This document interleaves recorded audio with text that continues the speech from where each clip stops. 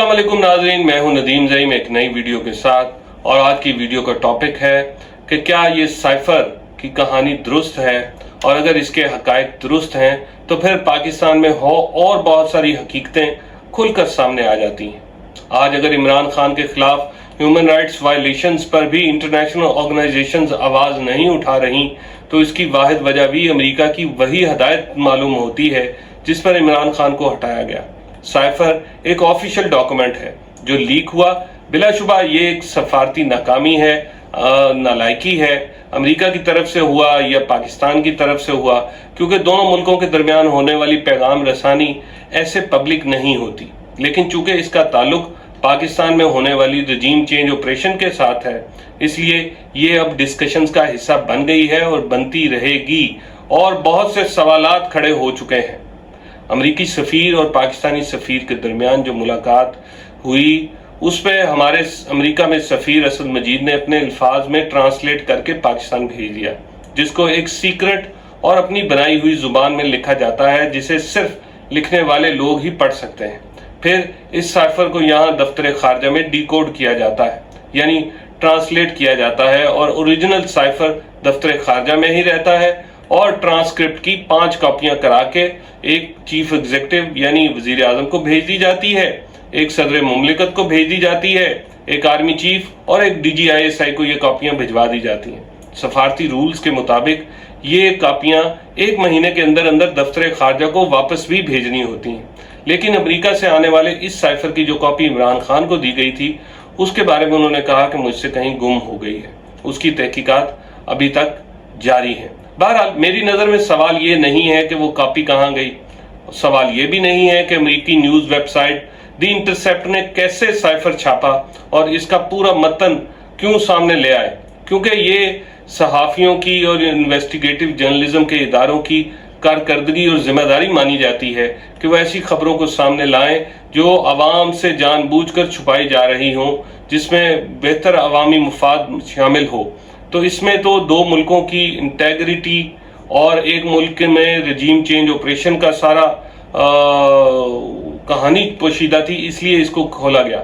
ऐसी सहाफत करने वाले इदारे जो होते हैं वो अपना सोर्स कभी नहीं बताते, एट्रीब्यूशन जरूर दे देते हैं, कभी कभी हवाला दे देते हैं कि ये खानदानी जराए ने बताया है, ये मिलिट्री जराए ने बताया है, ये ऑफिशियल जराए ने बताया है, ये प्राइवेट जराए ने बताया है। ऐसी एट्रीब्यूशन दे देते हैं, मगर कभी भी अपना सोर्स खुल के नहीं बताते स्पेसिफिक कि ये मुझे इस शख्स ने दिया है।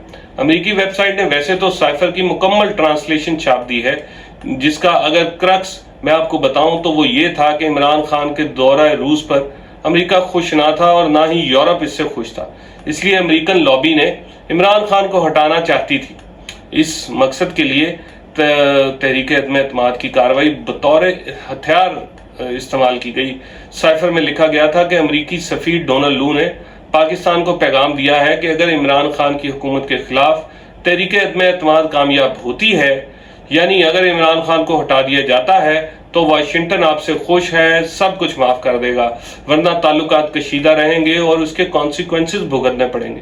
जिसके बाद सीधा मतलब ये था कि अमेरिका पाकिस्तान को धमकी दे रहा है कि इमरान खान को हटाओ, वरना नतायज भुगतने के लिए तैयार हो जाओ। जब हमारे सफीर ने इनसे पूछा कि ये चाइना की वजह से किया जा रहा है, तो डोनाल्ड लू ने बताया कि ये यूक्रेन और रशिया में पाकिस्तान के गैर जानिबदार रहने की वजह से या उसके बयान की वजह से ये कहा गया है। डोनाल्ड लू ने यह भी बताया कि पता नहीं यूरोप इसे किस नजर से देखता है, लेकिन अमेरिका दौरा रूस या गैर जानिबदार रहने वाले बयान को आपके वजीर आजम का फैसला समझता है। ये तो हो गई साइफर की कहानी कि उसमें क्या लिखा था। जिसके बाद हमने देखा कि तहरीक अदम-ए-एतमाद ना सिर्फ आती है बल्कि कामयाब भी हो जाती है। और आपको याद होगा कि तहरीक इंसाफ के बहुत सारे अरकान मुनहरिफ होके सिंध हाउस से मिलते हैं। सवाल यह है कि साइफर की हकीकत साबित होने के बाद पाकिस्तान में इमरान खान की सियासत को लेकर बहुत से सवाल खड़े हो जाते हैं और पाकिस्तान की नेशनल सिक्योरिटी पर भी बहुत से क्वेश्चन मार्क लग जाते हैं। साइफर की हकीकत ये बात क्लियर करती है कि अमेरिका दुनिया में हुकूमतें बनाने और गिराने में मुलव्वस है और पाकिस्तान के साथ ये होता आया है। अमूमन पाकिस्तान की जो थड़ा सियासत है, जो आम तासुर है, उसमें ये कहा जाता है कि जो कुछ करता है अमेरिका करता है, और हमारी सियासत اور ملٹری آپریشنز کے پیچھے بھی امریکہ ہوتا ہے، یہ ایک عام تاثر ہے۔ سوال یہ بھی ہے کہ اگر سائفر حقیقت ہے تو پھر ڈپٹی اسپیکر قاسم سوری کی جو رولنگ تھی قومی اسمبلی کو تحلیل کرنے کی، وہ بھی درست ثابت ہو جاتی ہے۔ یعنی پچھلے سال اگر ان کی رولنگ کے مطابق اسمبلی جینوئن طریقے سے ختم ہو چکی تھی تو پھر عدالتوں کی طرف سے اس رولنگ کو کالعدم قرار دینا، عمران خان کو تحریک عدم اعتماد کا سامنا کرنے کا کہنا اور تحریک عدم اعتماد کے بعد پی ڈی ایم جماعتوں کا 16 مہینے کی حکومت کرنا بھی غلط ہو گیا اور غیر آئینی طور پر یہ فیصلے ہوتے رہے۔ سائفر کی حقیقت کو عمران اور شہباز دور حکومت میں ہونے والے سیکیورٹی کے نیشنل اداروں یعنی NSA کی جو میٹنگز تھیں اس میں بھی ڈسکس کیا گیا تھا اور سازش کو مداخلت کے ساتھ تشبیہ دی گئی تھی کہ یہ سازش نہیں مداخلت ہوئی ہے۔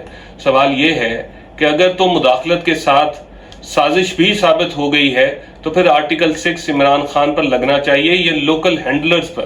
یہ سوال یہ ہے کہ اگر سائفر ایک حقیقت تھا تو پھر پاکستانی دفتر خارجہ نے امریکہ کے ساتھ ڈیمارش کیوں کیا، ایک احتجاجی لیٹر کیوں بھیجا کہ ہمیں دھمکی دی گئی ہے۔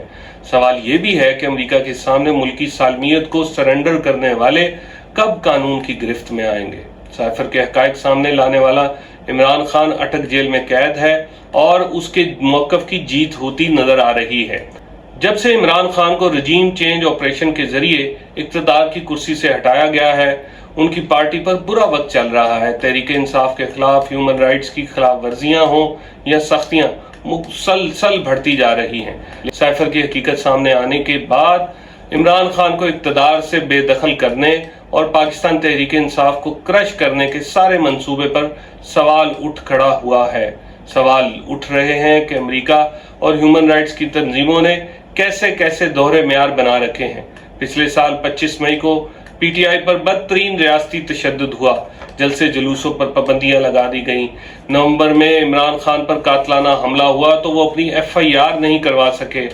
پھر 9 مئی کو جو ہوا وہ سب نے دیکھا کہ ایک ریاست کو، ایک حکومت کو، ایک پولیس کو، ایک سیاسی جماعت کو توڑنے کا جیسے لائسنس مل گیا ہو، جیسے کرش کرنے کے لیے کوئی جھنڈا لے کے نکلتا تو اس کو بھی پکڑ لیا جاتا، کوئی نعرہ لگاتا تو اس کو بھی پکڑ لیا جاتا۔ اور پولیس نے جو کچھ کیا، کسی کے گھر میں چھاپا مارا تو اس کی گھر کی سامان کو توڑ دیا، راتوں رات اس کے گھر کی تباہی پھیر دی، کاروبار بند کر دیے، لائسنس کینسل کر دیے، مطلب ہر طرح سے نقصان پہنچایا گیا۔ بہت سارے لوگ تو لاپتہ ہو گئے۔ پھر بھی امریکہ نے پاکستان کی اس ہیومن رائٹس وائلیشنز پر آواز نہیں اٹھائی، ایک چپ سادھے رکھی، اور اس کو امریکہ یہ کہتا رہا کہ یہ اندرونی معاملہ ہے پاکستان کا۔ میں سوچنے پر یہ مجبور ہوں کہ پی ڈی ایم حکومت کا سارا وقت سائفر کی کہانی کو جھوٹا ثابت کرنے میں لگا رہا۔ اب جیسے ہی ان کی حکومت کا سورج غروب ہوا تو امریکن ایک ویب سائٹ نے، دی انٹرسیپٹ نے، یہ سارا کچا چٹا کھول کر سامنے رکھ دیا ہے۔ سوال یہ بھی ہے کہ عوام کو تو پہلے ہی امریکی سازش کا پتہ تھا اور عموماً پاکستان میں بات کرتے تھے۔ کیا اب یہ چیزیں مکمل طور پر کھل کر سامنے آ گئی ہیں یا ابھی بھی ان کو غلط ثابت کرنے کے لیے جواز تراشے جائیں گے؟ آج کے اس سوال کے ساتھ اختتام کرتا ہوں ویڈیو کا، اور اگلی ویڈیو میں کسی اگلے ٹاپک کے ساتھ ملیں گے۔ تب تک اپنا خیال رکھیے، آسانیاں پیدا کیجیے۔ اللہ حافظ۔